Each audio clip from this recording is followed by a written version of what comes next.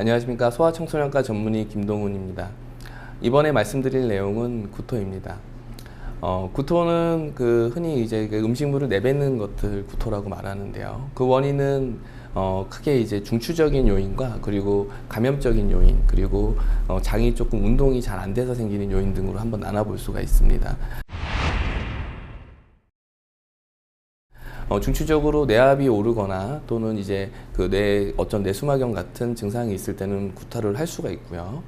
그리고 아이가 이제 큰 감염에 걸려서 전체적으로 이제 열이 오르거나 전반적인 몸의 생체 기능이 떨어졌을 때 그때도 구토를 할 수가 있고요.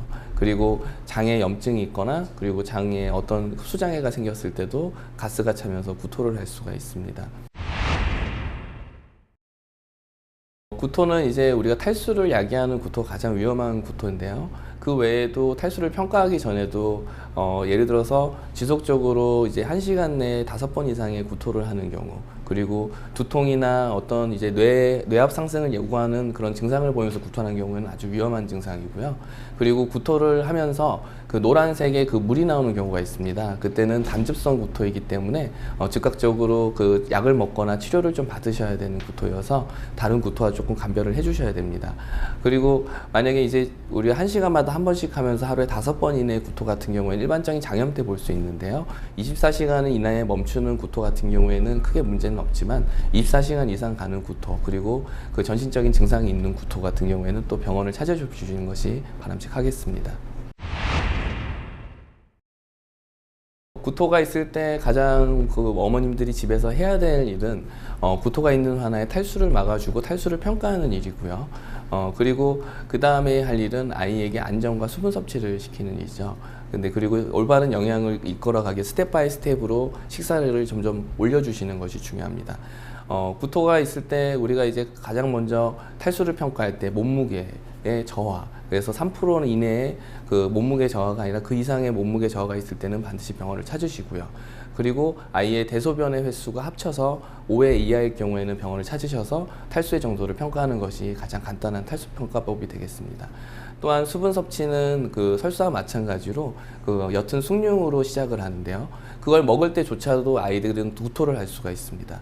그래서 구토를 할 당시에는 한 2시간 정도는 약간 금식을 시키거나 아니면 아이가 먹고 싶어 할 때 미음을 먹여주는 것이 더 중요하고, 미음을 먹고 나서 계속적으로 숟가락으로 천천히 떠먹이는 게 또 중요한데요. 그거를 만약 벌컥벌컥 먹게 되면은 미음을 먹고 나서 바로 토할 수가 있습니다. 또 그래서 장의 운동과 이런 정확한 섭취를 위해서는 천천히 숟가락으로 떠먹게 해주시고요.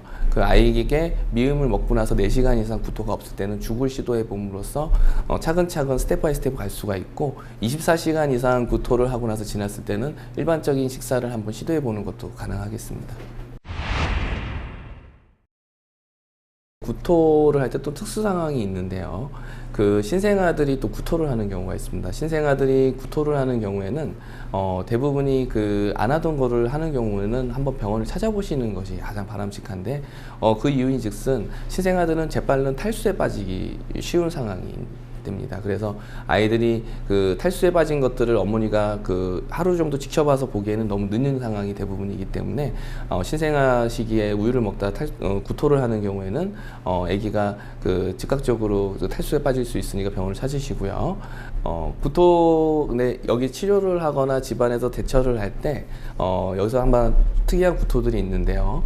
머리가 아프거나 전신적으로 좀 열이 나거나 이런 감염 증세가 있거나 이런 거와 동반된 구토 들은 바로 병원을 찾으셔야 되고, 그리고 신생아들이 1개월 미만 아이들이 바로 구토를 하는 경우, 또는 6개월 이전 애들이 시기를 점점 단계를 올려가면서 구토를 할 경우에는 한 번은 병원을 찾으셔야 됩니다.